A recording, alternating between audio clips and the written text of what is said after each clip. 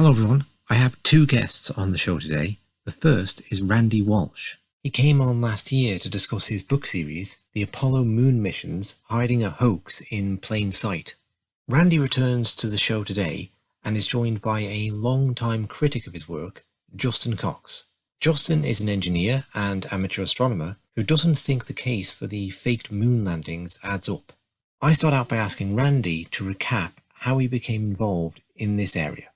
So just to give a little brief background, most of you, or some of you anyway, will know I've talked about this before. So long story short, I'm old enough to remember watching Apollo 11 liftoff from Cape Canaveral in school. So I grew up with this, and it was a sort of an inspiring moment for me. And I think for a lot of people back then, for millions of people around the world.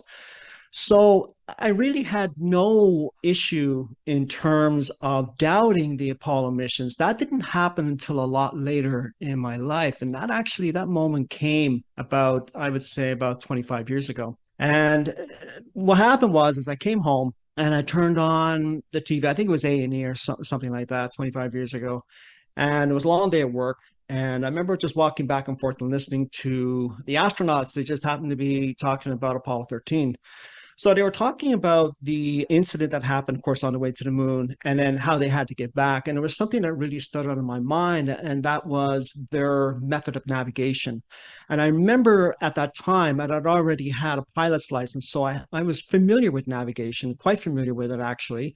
And I've actually did some studying on it too in terms of celestial navigation. So it's something that's kind of required when, at least 25 years ago, when you were studying to be a pilot. So I really had an issue with that, and it really kind of bothered me, and I sort of just pushed it aside. And I'm not going to get into the details of it right now. We'll get into that later. But I remember it was the navigating part that raised the red flag for me. So about several years later, of course, then we're moving into the 2000s, and that's when the internet was really picking up, and the advent of YouTube, so on and so forth. And I started looking into this a little bit more. And of course, that's when all the conspiracy videos were coming out, Bart Sabril's famous documentary, which I believe was aired on Fox News. And then you had a lot of other documentaries, including many interviews with Bill Kaysing, who many consider the father of the Apollo moon hoax. And he incidentally actually published the first book on this back in 1976. So, I found it very intriguing, and that's all well and good. But I thought, no, I've got to look at both sides of this. So I had decided that, yeah, the videos are good, the conspiracies are good, they're making a good point. Some of them are a little too far fetched, but overall, they were making a good point. And I thought, okay, I got to pursue this a little deeper. So I needed to start reading NASA's version of this. I need to jump into their documents and start reading books that were written in support of the Apollo missions. And it just took off from there. And so basically, I spent several years researching this. And I think it was about maybe 5, 10 years later when I decided I'd write my first book, which I did. And I published my first book back in 2018. And about 3 years after that, then I published my second book. And since then, I've sort of gotten away from the Apollo missions a little bit. I'm actually investigating other areas now, researching that. Is I got a call from a friend of mine in California, and she asked me would I be interested in writing another book on the Apollo missions, and she actually wanted to do it in fiction format. So my first two books are nonfiction and in fiction format, and I hesitated. The reason I hesitated is because I have never written fiction before, and fiction, for those of you who don't know, and those of you who do know actually, is very difficult because that involves coming up with characters and developing the characters. But she convinced me that that was a very good way to put forward some of your ideas in fiction form, and you can elaborate further. So we did that, and we published the book, and it's just published this month. It was quite an experience because it gave me the opportunity to express a lot of what I really couldn't express in the first two books. I've sourced all the material in the first two books. I think those who've looked at the book, I'm not sure if Justin looked at the book, but I know he's made reference to the source material himself. So that's all sourced. And I look at this book in fiction as a culmination of my first two books. So that's really how I got involved in this. And it seems like this is an ongoing thing because every year something else comes out, something new comes up, and it's something else to pursue. And right now, I think there are a lot more people than let's say 25, 30 years ago, that believe that there's some serious questions that NASA needs to answer in terms of the Apollo moon landings. Thank you very much, Randy. So, Justin, we'll come to you, and maybe you could say whatever you've perhaps prepared to say, and just a bit about how you got into this strange world of, I guess, moon landing hoax debunking, and what brings you here, and what convinces you that we did indeed go to the moon. Not we as in the three of us, but, the Apollo astronauts. I came to the Apollo detectives, actually, I think it was called Shill Slayers or something different at the time. It was one of the anniversaries for Apollo 11. I grew up as an avid hobbyist amateur astronomy and astrophotography and always had an interest in that. My educational background is actually English. I was going to be an English teacher, but prior to Y2K, I went into information technology, and then I've been in that just to try it out. I put my toe in the water. Jobs were plentiful at the time. I have been a network engineer and a systems administrator now for the better part of 30 years. And in the middle of that, I did a 3-year stint with the Advanced Engineering and Sciences division of a kind of a C-tier defense contractor. We worked on a laser communication device with the Air Force Research Lab. So, and my job title then was electro-optical engineer. So I did astronomy and physics and all that stuff in college. And then I do have some professional experience in that field, but mostly now I sit in front of a computer all day. But part of my as being an astronomy hobbyist, I've been involved in the local astronomy club for 20 years. Now, recently, I haven't been as involved, but in my time with the club, I served on the board, spent a lot of time doing outreach in the community for schools and scout groups, constantly setting up at a school or some place where people that wanted to learn about astronomy could come in and ask questions and look through telescopes. And I enjoy the technical part of it as well as the science part of it.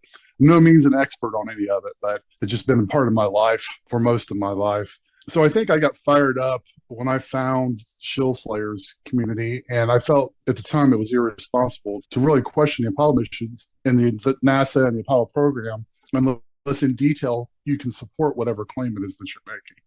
There have been times where I've walked away from it. And Randy will tell you, like, he and I have butted heads, and goodness gracious, I have a reputation for being kind of a pit bull on this stuff, and I've backed off. Randy and I have gotten along pretty well over the last couple of years, but goodness knows he and I have butted heads before, just in written comments on YouTube videos. I lump you in with the rest of the Apollo detectives, Scott and Marcus and Robert. And now I think Dr. Rasa is involved in this, but I always felt like I set you aside because as someone that it's also, books have been a big part of my life. And I've written bad derivative fiction since I was a child, never got anything published. I've won some writing contests and that kind of thing. But even if I don't agree with everything that's in your book, I do appreciate the effort that it takes just to get the book done, let alone, publishing's tough. And being self-published, there's no shame in that. In fact, it's probably the only hope that I have if I could ever finish anything that I've started, but of getting it out there. Your books, it's well-cited, it's well-written. I have questions about some of the things that you've written. It seems like, at least the Apollo detectives community, like, I'm banned. I can't even comment on either of there's the main channel and then there's a sister channel. Like, there's not really any discussion about it. So, I'm here today and I welcome the opportunity to have a little friendly back and forth about this topic. Okay, thank you, Justin. So, gentlemen, we've said, just for the audience's sake, I'll say what we said before the recording, we're going to keep things quite informal. We have some kind of structure. We want the structure to help the discussion and not hinder it. And we're going to sort of figure out what the best way to go is as we're going. So I wonder if you have any thoughts on that. It's an interesting dynamic that there seems to be some sort of level of mutual respect between you and the level of writing, and yet you both feel the other has got this issue dead wrong, just dead wrong in terms of the moon. And that's kind of what intrigues me about this discussion and a lot of others, how people can look at the same thing and see it in completely different ways. It's why I get drawn down these rabbit holes, I suppose. So maybe I'd like to ask Justin, in looking at this subject, has there been anything that's made you really think, oh, I don't know about that? Anything in Randy's research about the rocketry or anything else that has made you wake up at 3 a.m. and think, gosh, maybe we didn't go to the moon? And I suppose maybe we'll go to that with Justin first, but then the same to Randy in terms of, have you received any arguments that have at any point made you think, oh no, I've published 2 books on this and I've got it all wrong. They really did definitely go. So if I pose that question to both of you, maybe Justin first and then Randy, and then maybe we can move into a more kind of direct questioning. Does that sound okay? Yes. Sure. I mean, I'll concede, and I've said this before in comments on videos, and I'll say it here vocally to you guys, put it on the record. Like, I can be convinced that it didn't happen. I watched a recent debate that Marcus Allen did on another channel. He brought up the whole point about the context of the times that the Apollo missions occurred in Vietnam and presidential assassinations and all that. And Apollo was a feel-good story in that era. It's like a positive thing where the whole world got behind. And then we had the Cold War, the whole political thing with the Soviets. And I think that you could certainly easily make a case on why we would fake all of it to get that win and for the positive impact that it had, not just on the country, but worldwide. But I think when you start to dig into the minutia of the engineering and science and stuff, that's where I have yet to see a convincing argument. Show me, or let's work through it and look at what Randy often refers to as the official narrative. If we need to get experts involved, I had reached out to another member of the community, the AD group, about the LRO images of the landing sites. And, Arizona State University, a lot of people that work on that program are available. We can email them and ask questions and ask for explanations. And it never happened, but it would be interesting, even with Randy, to kind of take a deep dive on some of the specific points that give him pause when considering the validity of the Apollo program. Okay, that's an interesting answer, Justin, because in some ways that's kind of where I'm at. The context of the times makes me think, hey, it's reasonable to question this. The amount of stuff that was going on with the Vietnam War and the Phoenix program and the Gulf of Tonkin incident, the presidential assassinations. Yeah, of course, it's reasonable to think, compared to getting the US embroiled in that war in Southeast Asia, what's faking a little moon landing compared to that? It's a tiny thing. But the technicalities, well, that has to be answered too. So, Randy, over to you. What's your cold sweat moment where you think you might have gotten it all wrong? Do you have one, or are you completely confident at all points? How do you feel about that? Yeah, well, first of all, I want to thank Justin for his contrition there. We did have some moments back and forth where we were on a level playing field. And he did actually relate to me that I actually saw his comment to somebody else where he actually complimented me on my book. It was put together. He didn't necessarily agree with it. But nonetheless, and I can appreciate that. People don't have to agree with me. I'm not asking people to agree with me. I'll get to that in a moment. I just wanted Justin to know that I certainly appreciated that, that he recognized the work that goes into writing and publishing a book. I saw that debate with Marcus Allen and MC Toon as well. And I had some issues with that debate. It went on far too long. It was 4 hours, but it was actually well worth it. Both had raised some good issues. Marcus really rang with me when he brought in the Apollo missions in terms of its context for that time period. And, I was like 9 or 10 years old during the Apollo missions, so I didn't experience that context. I grew up in a world, and this is something I want to emphasize, I grew up in a world, you call it a conspiracy or you can call it corruption, major government corruption after another, and it does erode your trust in government overall. But I wasn't prepared to make a decision just on that erosion of trust alone. I needed to find out more. I needed to know for myself, if I'm going to put my name on this, if I'm going to put Randy Walsh on this subject and says that this subject is a hoax, then I know what comes with that. And for the last 5 years, I've experienced that. And I don't have any complaints because I knew going in that I would experience that huge negative feedback, that backlash. And I understand it. As I said before in my intro, I understand people's emotional attachment to this. I get it. But the 4-hour debate between Marcus and MC Toon was good. They talked a lot about the photo and film record. And there's been a lot of discussion about that, but very few people discuss the actual technical aspect of it. And for me, when I jumped into the technical aspect of it, and by the way, I don't consider myself an expert. I'm not an engineer. I do have training in physics, basic physics, like everybody else does in college. Being a pilot and then becoming a commercial pilot didn't make me an expert, but it gave me an idea of what I was in for. It gave me sort of maybe a leg up or an edge into maybe, and if I didn't understand something, then I can research it further in terms of, the Saturn V rocket, the forces that act on that as it's launching, the engines, the technical aspects of the engines, solid fuel versus liquid fuel, that kind of thing. It's when I looked into that, I have to admit, it's convinced me. I haven't had that aha moment. Oh, wait a minute, did I make a mistake? Not when I look at the technological aspect of this. The problem with looking at the photographs and the film, they're good and very convincing arguments on both sides. I often wonder, though, if it's a red herring because they can be updated and changed, but not so with the technological aspect. Everybody, the proponents of the Apollo missions and those against it, myself, You have to own that. You cannot manipulate what has been and what happened. Like, you have to own that. You have to acknowledge, yes, questionable practices, questionable quality control, lack of testing when it came to a lot of components of the Apollo missions. So I have to, in all honesty, as I look into this further and further and further, I'm convinced more and more and more that these missions did not happen. Okay, thank you, Randy. So I think it might be interesting now if the two of you throw your best shots in terms of, okay, what's the most convincing thing? What's the most damning thing about the other one's argument? But as Randy's just spoken, I maybe go to Justin and say, over the interactions you've had with Randy, what would be the points that you think he would find really hard to answer and that would really convince you that the moon landings did indeed happen? Sure. Yeah. I have Randy's first book. I bought it years ago. I actually pulled it up on my Kindle reader today and was looking through it. I wish probably should have spent more time. But one of Randy's interesting arguments against Apollo is his thoughts on testing.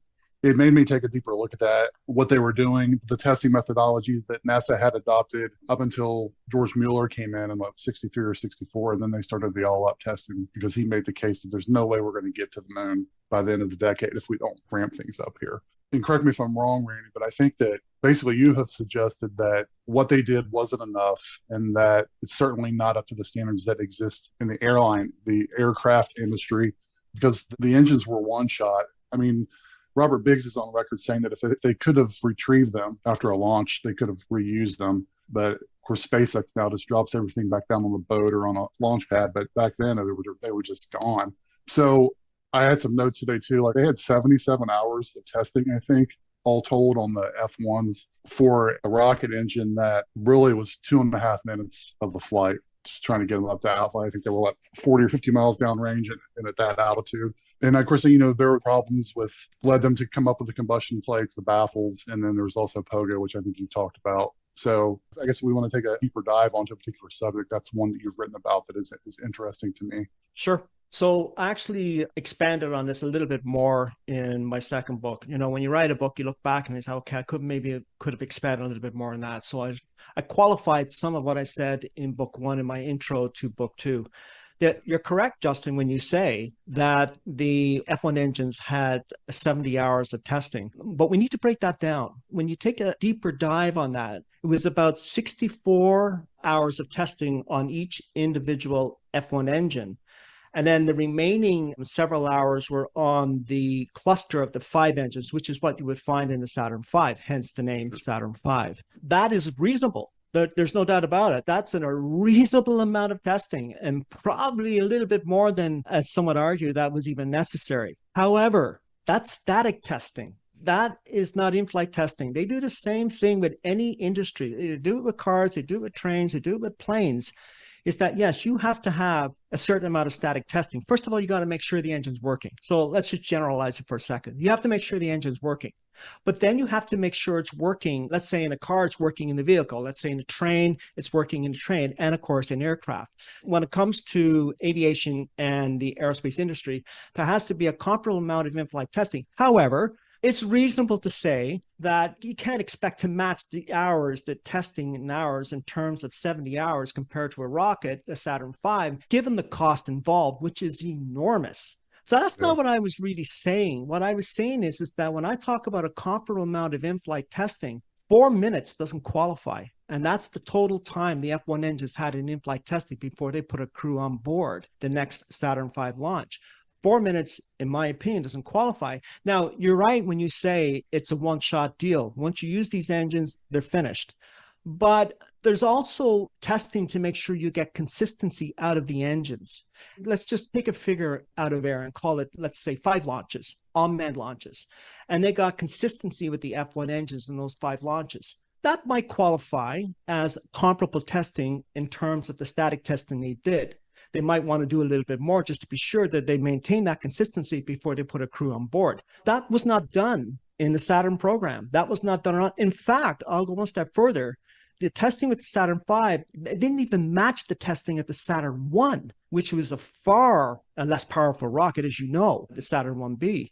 I think, I don't have the exact numbers, but I think it was about 14 launches before they put a crew on board a Saturn 1B. And it was different variations of that Saturn 1B, and that's with the far lesser H1 engines that produced about 200,000 pounds of thrust each. By that time, by the way, the H1 engines that were used in the Saturn 1B have been around for a while. So they've had some experience and some consistencies in terms of those engines, and they worked really well. The same with the J2 engines, although they were having some problems with them as well, which were used in the second and first stage of the Saturn V, but not the issues that we found with the F1 engine. My problem with the F1 engine is that this was the most powerful engine ever built. For those of you who are listening right now, each engine produced 1.5 million pounds of thrust. When you put the 5 engines together, you're looking at 7.5 million pounds of thrust. And that thrust was necessary to launch the 46 tons of hardware into orbit in order for them to be able to travel to the moon and land. They needed that thrust. They needed that thrust vector just to get it into orbit. So taking into account that the F1 engines were new territory, very new territory, there's never been a rocket like it since, I don't think 4 minutes of in-flight testing qualifies. And we saw that the in-flight testing was done with Apollo 4 and Apollo 6, 2 unmanned Saturn V launches. And I might add that the second launch, the Apollo 6, was plagued with problems. It had massive problems. And as you actually said yourself, they had to address those problems before they sent up another launch. So that's kind of where I'm at. I'm not expecting them to match airline territory, given the expense. When you look at how much this program cost back then, we're looking at least $250 to $300 billion in today's value. So when you break it down, you wouldn't be able to do it. You'd bankrupt the country just trying to do 70 hours of in-flight testing. But I think I'm in good territory when I say they could have at least done more than 4 minutes of in-flight testing in order to get some consistency. Because it's one thing to do static testing when it's, the engine's bolted down and to get it working, and that's all well and good. But now you're dealing with, when you put it in a rocket, you're dealing with forces, atmospheric forces. And those are at play every inch that rocket is climbing through the atmosphere. And that's why I came to the conclusion I did, that was just not enough testing, given the fact that one of the unmanned rockets they sent up was almost a disaster. And then they went 7 months from that point, Apollo 6 to Apollo 8, of putting a crew on board without any further testing. As far as I know, there wasn't any further testing, static testing of the F1 engine when they made the modifications, let alone any in-flight testing. First of all, I mean, we can talk about I'm not an expert, and I'll lead into a question here for Justin. I'm not an expert, and I always shy away for the most part when it comes to the photo and film record of Apollo. And I know that occasionally we've gone back and forth on that.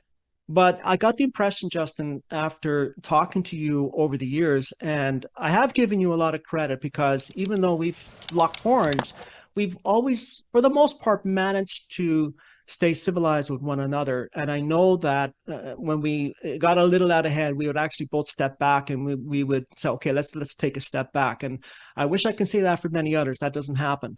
But I got the impression over the years, and correct me if I'm wrong, that you do have some doubts about the Apollo program. I don't think I've ever really heard you express what those doubts are. And I'd be very much interested in hearing what they are. Okay, Randy, I appreciate Justin might want to respond to that. As far as the photographic record goes, there's discussion on the AD channel about beer cans and old cars that are covered with concrete, all that stuff. The sea on the rock, I'm out on all that stuff. I won't even acknowledge that as it's kind of like the whole flag waving thing. I know, because if you're trying to make the case of Apollo was fake, I think you're barking up the wrong tree with that. Marcus, he always holds up his piece of film. Outgassing and all that stuff, that's a real thing, but it doesn't happen immediately as soon as film is exposed to vacuum. So as far as the film thing goes, if you look at Hexagon and Corona and all that, sure, there have been systems where they've had to pressurize the film, but usually when it's duration of months where the film would be exposed to low pressure or vacuum. So there's a paper on ALICE. I forget who wrote it.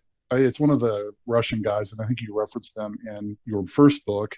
And it's about probably pronounced it wrong, Inconel 500. It's some of the materials that they use for the construction of the F1. And, I'm not a mechanical engineer. I worked with them when I was doing electro-optical work. We regularly sent parts out for heat treating and all kinds of stuff of just the hardware that we were working on. So that's an area that I could probably figure it out, but it's just not something I've ever spent any time on. My brother-in-law is a graduate degree mechanical engineer and a manager for GE aircraft, I think. And, I could probably talk to him about it if I wanted to bother him with it. But I think some of that stuff, if you look at the specific materials that were used to construct the spacecraft. We got barbecue mode and all that, expansion and contraction. And, I think that might be worth diving into if you were really trying to make a case. Here's the level of detail where they blew it. So I don't know if that answers the question or not, but Sure. No, it does. That's something that I've always wondered about. It is a point that I value in terms of what Justin just made here. I value that point. I have actually sort of carried that line of thinking over into other aspects of the Apollo missions. I've stayed away, as I said earlier, from the photography and film record. There's enough experts out there discussing this. Marcus just did a 4-hour debate with MC Toon on that, so people can refer to that. You pretty well get all you need to know in that debate. But we don't focus enough on the testing aspect. And there's other components in the Apollo program that are very questionable when it comes to testing. And I have actually put a quote in my book, in my second book, from one of the officials that was involved in I'll look up the quote when Justin's talking, but he made reference to the quality control. And as an engineer, he was really involved in the Apollo missions. He was really taken aback by the lack of quality control. That's a very strong statement. Now, people will say that's not a smoking gun, but that's a very strong statement. And when you take a step back and then you take that 40,000 foot view, that statement has even more of an impact to actually say, we made the greatest scientific achievement of mankind. And then you have an engineer who's actually involved in the very missions you're talking about that comes along and says, I was really taken aback by the lack of quality control. That's a very loaded statement. Justin, is it surprising to you that this whole thing worked with as few casualties as it did? Because obviously there were casualties in Apollo 1 right there on the launch pad. If I was a betting man in 1965 or whatever, and said, okay, could you pull off these 6 missions to the moon and only one of them will really go wrong at all and the guys will still come home safely and they're going to land this craft on the moon on this surface and they're going to take it off again from there and no one's going to die in this whole process and they're not going to go splat into the moon as they're flying towards it. I wouldn't have bet on that, right? I would have bet, no, there's going to be 100 men die in the effort to go through the vacuum of space and land on orbiting rock. And the idea that they can come home safely again, and not bounce off the atmosphere and go into an eternal orbit around the sun. All of those other possibilities seem far more likely to you. And just to, somewhat acknowledge Randy's point without saying it's necessarily true. Do you have that sense of like a slight incredulity at this? I think, wow, that is really surprising. Well, I mean, even the guys that went, if you watch any of the documentaries that have the astronauts talked about how unbelievable that it is. And I think that Apollo 13 has been dramatized and sensationalized as like the big catastrophe mission and the guys came back and survived. But I think if you really go through all the other missions, there were problems constantly of lesser significance, at least relative to what happened on 13. I think that because of the way that they basically rushed everything through, they were trying to beat the Soviets. They were trying to honor the commitment that Kennedy made. Yeah, it was risky. Mueller even said when he had to go toe-to-toe with Werner von Braun in order to change the testing methodology. And what Mueller, this all-up concept wasn't new to Apollo. The missile programs and stuff that he had worked on before he came into NASA, it's what they had done and had success with. But he did acknowledge, this definitely increases the risk. And I think the astronauts, who most of whom were test pilots, they were aware of what they were getting into. So I think had the program continued, sure, I think it's possible they could have lost the whole crew. As far as incredulity that they could have done it at all, that's tough. I think, honestly, the emotional part of this that Randy talked about, people will come at him, or people who say it was faked or hoax. I don't know if I'm able to completely set that aside. It's not a pride thing or a national pride thing. It's remarkable, but I don't think it's impossible. Okay, I'd like to put a slightly different question in, just because I think it'll be interesting for the audience if the broader range is covered, whilst acknowledging that the two of you might have certain specialties. And I'd like to just ask you both about the photographic record. Now, Randy, I think this question might be a little bit more challenging for you.